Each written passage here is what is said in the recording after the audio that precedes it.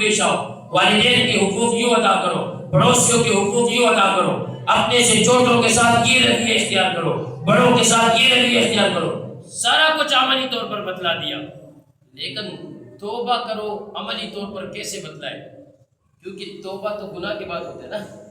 اور نبی معصوم ہوتے ہیں، نبی تو گناہ کر ہی نہیں سکتا۔ اب عملی طور پر کوئی آدمی گناہ کرے، گناہ کے بعد توبہ کرے، تاکہ امت کو تعلیم ملے کہ توبہ یوں کیا جاتا ہے گناہ کے بعد۔ یہ تو نبی نہیں کر سکتا، اللہ یہ کام صحابہ سے کرواتا ہے، اور کروانے کے بعد انہیں توبہ کی توفیق دیتا ہے، اور پھر انہیں معاف کرا دیتا ہے امت کو پیغام دینے کے لیے کہ تم سے کبھی اگر اس طرح کوئی گناہ ہو جائے تو یہ توبہ کر لیا کرو، اللہ تمہیں معاف کر دے گا، بخش دے گا۔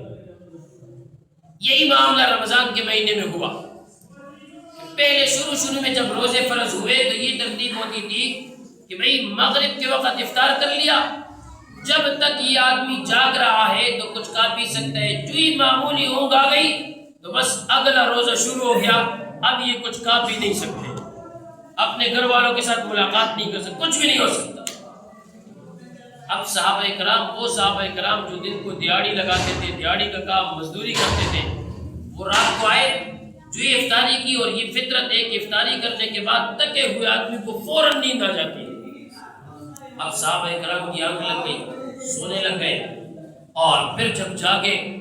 اب خواہش ہے کہ بیوی کے ساتھ ملاقات ہو، لیکن ملاقات نہیں کر سکتے، کھانے پینے بھوک لگی ہے، کچھ کھا پی نہیں سکتے۔ ایسے ہی اللہ نے کچھ احباب سے یہ معاملہ کروا دیا کہ وہ سوئے بھی، لیکن جب جاگے تو انہوں نے اپنی بیوی سے ملاقات بھی کر لی۔ اللہ رب العزت نے قانون بنا دیا، ان کے لیے معافی کا اعلان کر دیا، اور آگے امت کے لیے قانون بنا دیا کہ بھئی شام سے لے کر صبح تک، صبح صادق طلوع ہونے تک آپ کے پاس یہ وقت ہے، اس میں بے شک آپ سو جاگو جو مرضی کرو، آپ بیوی کے ساتھ ملاقات بھی کر سکتے ہو، کام بھی سکتے ہو، سب کچھ کر سکتے ہو، آپ کو اجازت۔ یہ مسئلہ بھی سمجھ میں آ گیا بھائی؟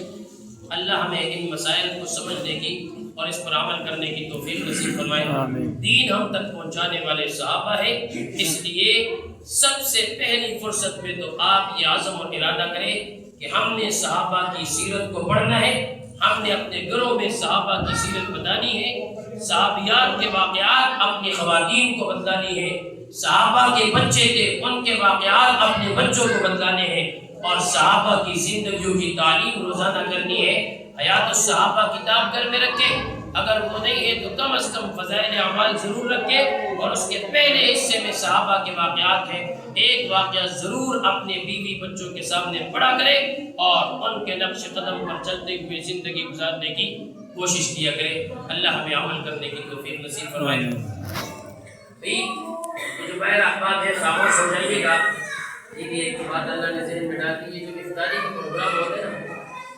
یہ اگر مسجد میں کیا جائے تو مسجد میں کروانے کی وجہ سے اس کا ثواب کوئی زیادہ نہیں ہوتا، جو ثواب ملتے ہیں